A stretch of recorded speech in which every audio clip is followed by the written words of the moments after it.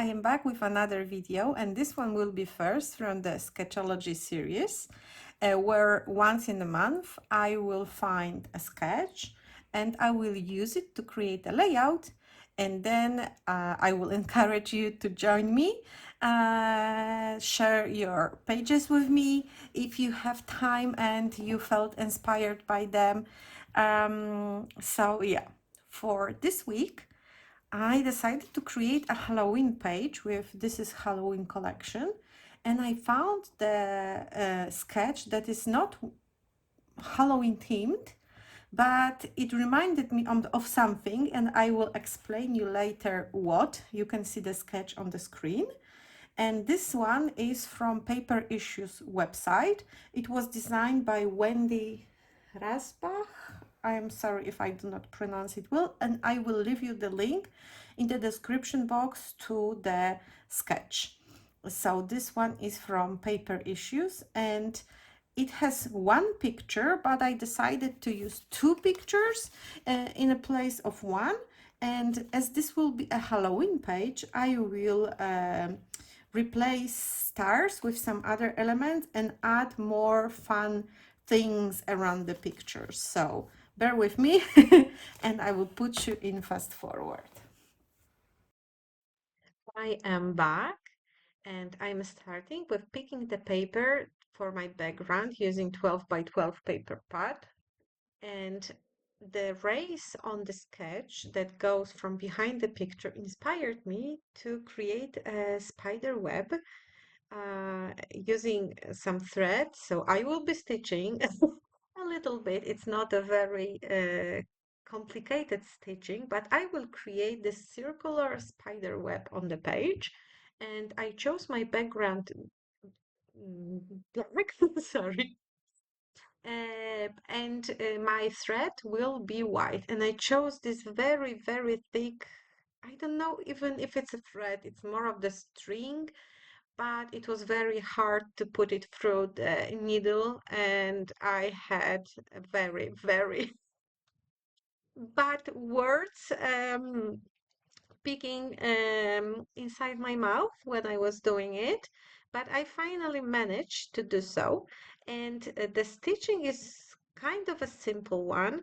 I will not make those little stitches. I'm just going for a very basic design. So I'm starting with like a central point, and then I am stitching the rays that are like the main skeleton of the spider web. So it's just one straight line. Everyone can do it. And you can kind of reverse it. You can use white background if you prefer lighter designs, and black thread for the spider web. So it's all up to you. You can kind of make the exact opposite. You can also make a colorful spider web, because why not? This collection is very colorful, very vivid, so you can easily turn it this way. I'm not bothered by all the threads meeting in the middle, because the paper is not that, forgiving. If you poke it through too many times, it will break. So I'm just doing something like this, leaving the empty space in the middle, but it will be covered by the pictures, so I'm not bothered here. And now, when the skeleton is ready, I am going circles, starting closest to my middle. And what I'm doing is I'm poking from behind before the thread, then go over the second thread, which I did here, and then I'm pulling the thread from behind this skeleton thread. I'm sorry, I know it's not that easy to explain, but this way it will immobilize those strings that are only attached on the ends. And once again, I'm going through over the second line, and then coming back behind the line, and then going over behind, and I'm going the full circle. If you need, so you can sketch yourself a spider web, but mine will be wonky, and I don't mind, because this collection is colorful, fun. It's not like the real life spider web. So you can do whatever I want. So you can do whatever you want, and I can do whatever I want. And I'm just keeping it like, whatever goes. And here is the slow, well, not slow, this is the actual timing. It took me that long to make it. Other parts are sped up like 3.5 times because it took me a while. I thought it would be a very, very fast few lines here and there, but it wasn't that fast as I as I imagined it. But I wanted to show you this in kind of a real time, so you could see how I poke the holes. So I'm adding the speed here because you already know it. And I'm going the first circle, then I'm going the next, a little bit wider and wider and wider. And you will get like, I think, 4 or 5 circles, and each one is done exactly the same.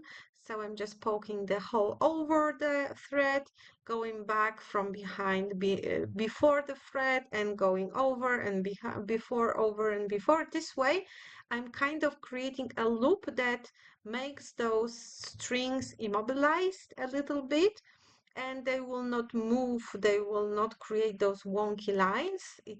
It all holds together. So here it is. I'm almost finished with the first row, and then I will proceed with the second row. A few times I needed to kind of add new thread, a new string, and again going through those. This hole in the needle was pain in, yeah, the real pain in life. You don't know the real pain unless you needed to add this thick thread onto the needle. And this is how it turns out. I really like it. I like how wonky it is, and I like this kind of texture of this string. With a lighter thread, I wouldn't be able to achieve this kind of effect.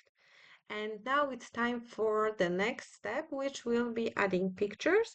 And I'm picking few pattern papers from this paper pad to back the pictures.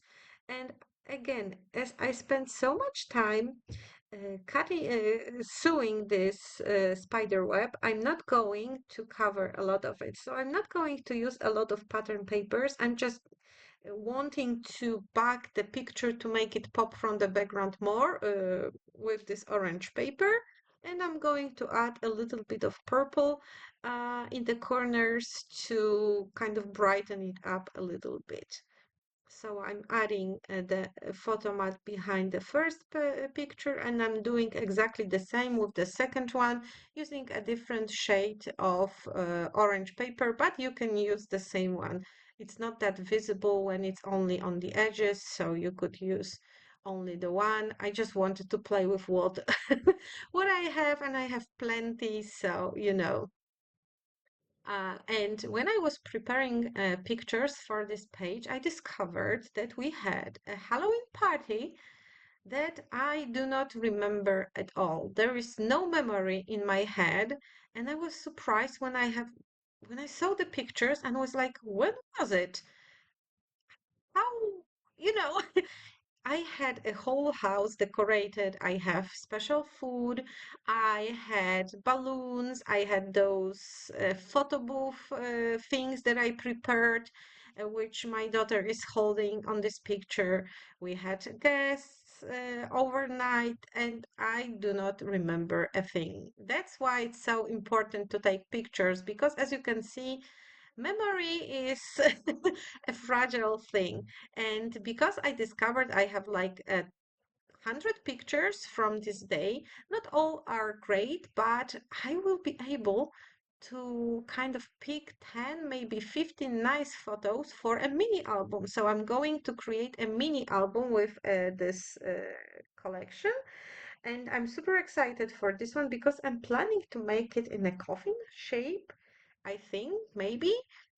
Um, I think that may be a good idea or not. We will see. I backed the papers with the orange, the pictures with the orange papers, and then I cut out a square of purple paper and I cut it in half. And each triangle is tucked behind the corner of the photos, and it creates like a visual frame. I also glued down the pictures to the background using pieces of cardboard to add dimension. You can use your foam adhesive, whatever you want. And one picture is overlapping the other one. That's why this is raised 2 layers of cardboard and the bottom one is 1 layer of cardboard. I picked 2 dies from all the dies that I got from This is Halloween collection. And this spider web is from one of the sets. And the second one is the skeleton that is the different set and it's only skeleton. And for the skeleton, I have an idea for a card because you can kind of combine those legs and arms um, with kind of a movable element, maybe brad, maybe a piece of string or something, and your skeleton can move his legs and arms, and I'm going to try it. This is, in my head, it's looking pretty well, so I will see how it turns out on the card. For now, my skeleton will be posed and kind of frozen in time with a glue. It will not be movable. But for the card, I have this idea and I want to try it. I just used white cardstock to cut it out, and I am using my most favorite tool on my desk, which is the mini scout machine. I previously had a little Altenew machine on my desk, which was even smaller, but the mouth of the machine was more narrow, and this one has a wider gap, and most of the dies that I am using on my daily basis can be cut with it. And I'm lazy to just get up and die cut on a bigger machine. So I just really, really love having it on my desk. And I can easily grab some die and die cut it without pulling out bigger machine from the closet. I keep them folded in the closet. I have my bigger switch on display and I use it for bigger dies, but you have to get up. And with this tiny little mighty warrior, I don't have to get up. So I'm using it a lot and I really like it. And I'm using magnetic mat from scrapbook.com inside it. So it's even easier to cut things because they are not moving. And the machine is foldable, so it just sits neatly on my desk and is very convenient just to grab it whenever I need it. I also have bigger Platinum 6 machine. I have very old Hello Kitty Big Shot, but they are tucked in the closet. If I need to cut more bigger things on my desk, so I just pull it out. But usually this is my go-to machine. Mm, And I'm going back to my skeleton, I'm gluing back all the parts. And I only added drops of glue here and there, so I have to be careful not to break it apart until it dries. So I'm just putting it aside for a while for the glue to hold better. And in the meantime, I'm gluing down this spider web with a spider. This was also cut out with the die. And I use this super fun tiny little paper pad from This is Halloween collection. See, I'm already in Christmas with my head and I have something planned. Well, I'm planning it right now for my YouTube channel, so that's why my head is all over everywhere. So the spider web with the spider is glued down, and now as I'm looking at it, I thought maybe I should have cut it with white. It would be more visible. I don't know why I thought the spider web has to be black, but it is what it is. And now I'm going through the ephemera pack, die-cuts pack, however you call it, and I picked some elements to tag them behind the picture. This is what I love to do if you follow me long enough in social media to see me doing 3 or 4 projects. you know that it's something I always do. I build composition around the pictures.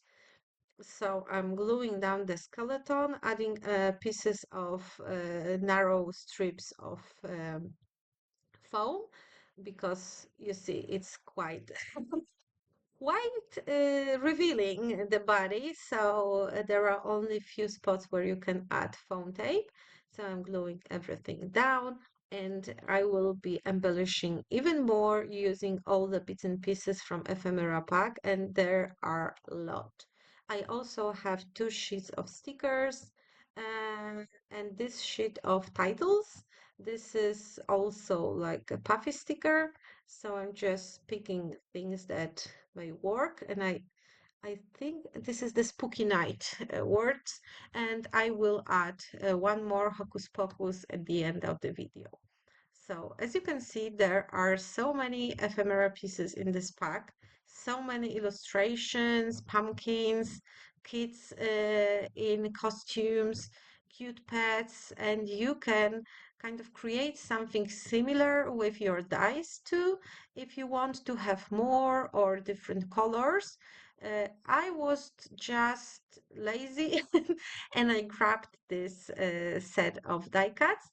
Of course, you can spend more time and cut out your elements. But after adding the spider web, I decided no, I'm just tired of doing something even more extra. And I really, really like this pack of elements. I glued down some pumpkins. I'm trying to keep myself within the purple, orange, and a little bit of pink. So I'm not adding any massive amount of blue or yellow. I'm just trying to keep those elements out for now. And I'm adding tons of ghosts. The sketch I was inspired by had stars, and I said to you previously that I'm going to replace them, and I'm replacing them with ghosts, but I'm not keeping it exactly in the spots where the sketch was, because with the sketch you can be inspired, you don't have to follow it. This is my inspiration. I have the lines that were in the sketch, I have the picture sort of in the middle, but my touch of it is a little bit of wonkiness. Of course, the theming, but the inspiration comes from the sketch for sure.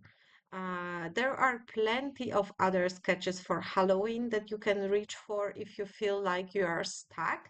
They have more like a Halloweeny touch. There are already spider webs planned. They are pumpkins. So you just treat it like one-to-one and follow exact recipe. I don't like doing that when it comes to sketches. I like to kind of add my own touch. I never measure anything.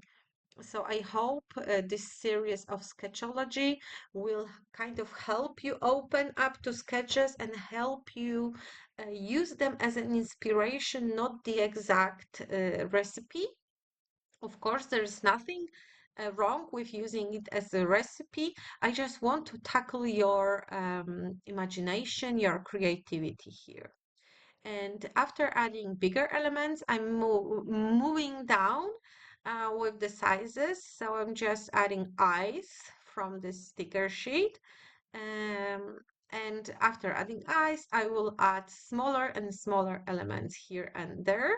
I just want all the cute spookiness in here. You could drop the ghost, you could keep it darker, and you could add one bigger spider on your design. So it's like a little flies caught in the spider web. The pictures would be like the flies. I just wanted to use up all those things because, keeping it simple, it's not my jam. As you can see, I'm still adding and adding and adding dots, and I'm moving to the smaller ones as my nails are quite thick, because as you can see, I paint them. Well, not me, the manicurist paints them, but they are not thin, so it's not that easy to lift small objects with my hands. And I don't know if you can appreciate it, but I have full mushrooms, toadstools on one of my nails, so I'm prepared for the fall for 100%. And next week I'm going maybe into something Halloweeny. I will see. And now it's time for the final layer. It will be the Hocus Pocus wording. And I'm using my favorite tool, also very present on my desk. And this is 4-in-1 tool. And one side is this poker, and the second side is this wax tip for lifting smaller elements. There are also two other endings. You just need to pull the poker and rotate it and pull it back, and then you will have a little spatula. And the last one is for those diamond paintings. But I usually only use those two tips. And now is the final step of the project. I'm adding a little bit of messiness, a little bit of sparkle, and I am using those markers. They are from scrapbook.com, and the one is glitter marker in silver color, and the second one is glitter marker in purple color.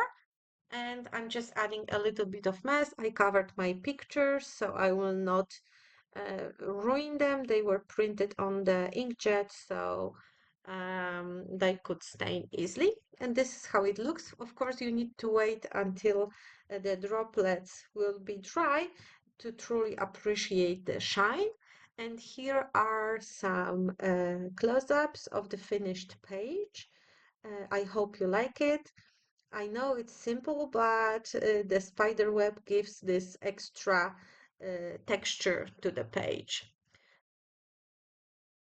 Don't forget to subscribe to my channel. I will leave you the links to the products I use in the description box. Thank you so much for staying with me and see you soon on some other video. Bye!